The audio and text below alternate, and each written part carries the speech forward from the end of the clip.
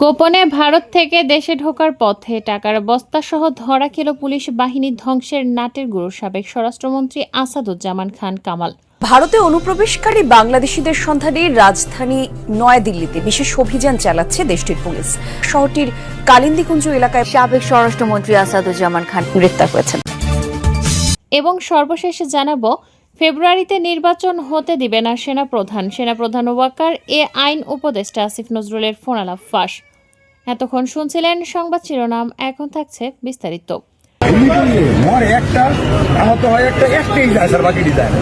গুলি করে মরে একটা, আহত হয় একটা, একটাই যায় স্যার, বাকিটি যায় না।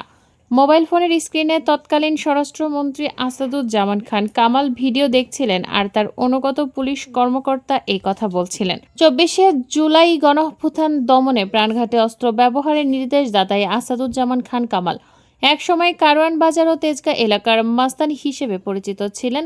আওয়ামী লীগের এমপি হয়ে আরও দুর্ধর্ষ হয়ে ওঠেন তিনি। 2014 সালের 12ই জানুয়ারি তাকে স্বরাষ্ট্র প্রতিমন্ত্রীর দায়িত্ব দেওয়া হয়। দায়িত্ব নিয়েই রাজারবাগে পুলিশের স্মৃতিস্তম্ভে ফুল দিয়ে সাংবাদিকদের এক প্রশ্নের জবাবে তিনি বলেছিলেন, বিরোধী দলকে তিনি দেখে নেবেন, কোনো ছাড় দেওয়া হবে না। তিনি তার কথা রেখেছেন।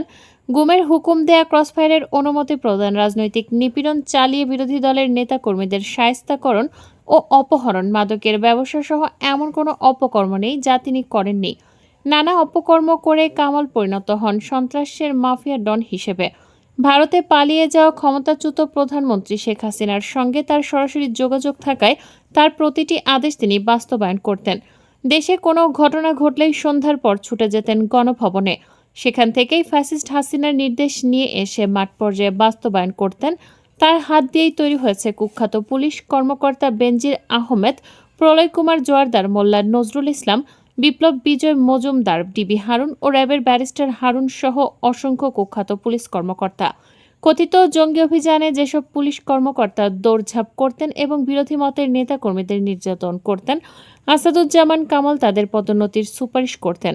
যোগ্য পুলিশ কর্মকর্তাদের পদোন্নতি থেকে তিনি বাদ দিতেন। মাঠ পর্যায়ে পুলিশ তার কাজ বাস্তবায়নের জন্য স্বরাষ্ট্র মন্ত্রণালয়ের সুপারিশ পাঠাত, কিন্তু তিনি পুলিশের কোনো সুপারিশ মানতেন না। তার কমান্ডোই ছিল শেষ কথা। পুলিশকে রাজনৈতিক হাতিয়ার হিসেবে ব্যবহার করে কামাল হয়ে উঠেছিলেন ভয়ঙ্কর এক স্বরাষ্ট্রমন্ত্রী। কথা কম বলতেন, কিন্তু শেখ হাসিনার লাঠিয়াল হয়ে কাজ করতেন। অনেকেই তাকে ঠান্ডা মাথার খুনি বলতেন। শুধু তাই নয়, পুলিশ, ফায়ার সার্ভিস, পাসপোর্ট আনসারের পদোন্নতিতে তার বিরুদ্ধে বস্তায় বস্তায় টাকা ঘুষ নেওয়ার অভিযোগ ছিল। তার অত্যাচার ও নির্যাতনে ঢাকা 11 তেজগাঁ নির্বাচনী আসনে বিরোধী দলের নেতাকর্মীদের বছরের পর বছর পলাতক থাকতে হয়েছে। অনেকেই বাসা বদল করতে বাধ্য হয়েছেন। পুলিশ, আনসার সহ বিভিন্ন বাহিনীতে বদলি পোস্টিংয়ে তার স্ত্রীর মাধ্যমে মোটা অঙ্কের টাকা ঘুষ নিতেন তিনি। জানা গেছে, কামালের স্ত্রী ঢাকায় এক আত্মীয়ের বাড়িতে রয়েছেন। 28শে জুলাই 2024 আসাদুজ্জামান খান কামালের মাধ্যমেই মরণাস্ত্র ব্যবহারের নির্দেশ পায়। জুলাই ছাত্র আন্দোলন দমনে সরাসরি লেথাল উইপন ব্যবহার করার প্রধানমন্ত্রীকে নির্দেশ আসাদুজ্জামান খান কামালই জানিয়েছিলেন।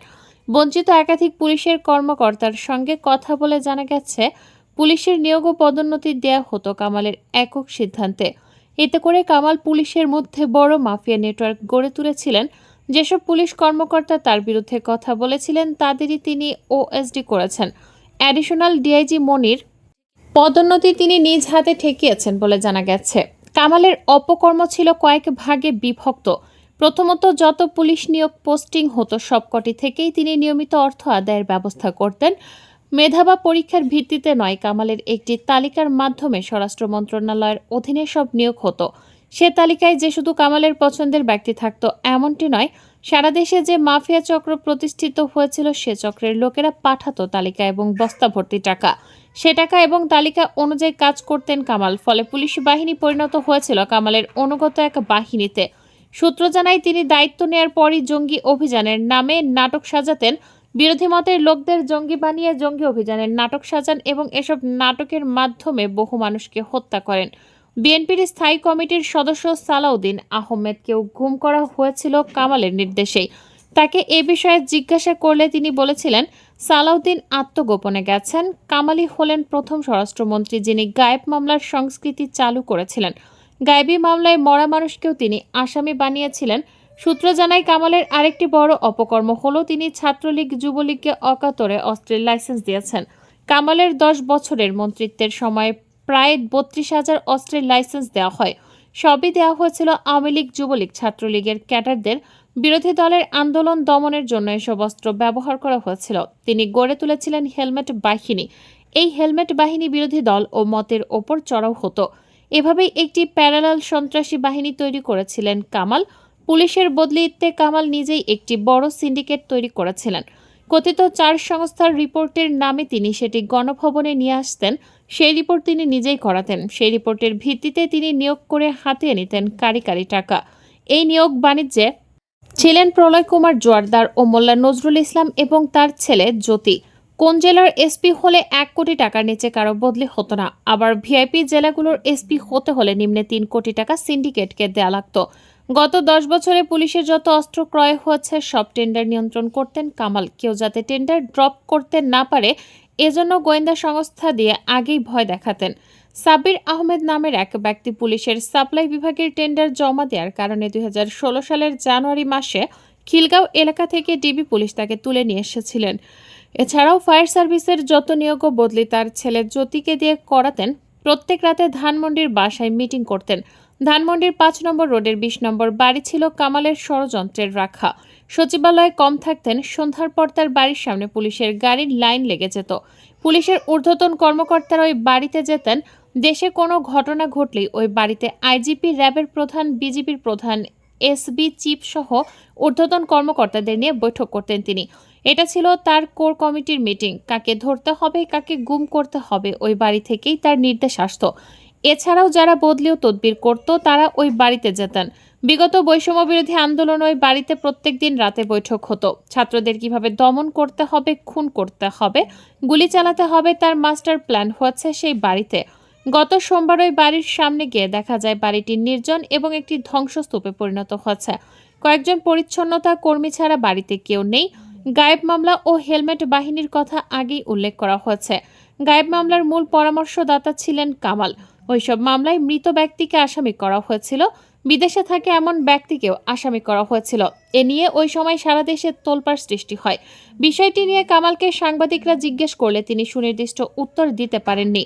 জানা গেছে 2018 সালের 4 আগস্ট কোটা সংস্কার আন্দোলন চলাকালীন ধানমন্ডিতে ছাত্রলীগের হেলমেট বাহিনী সাধারণ ছাত্রদের উপর হামলা চালায়।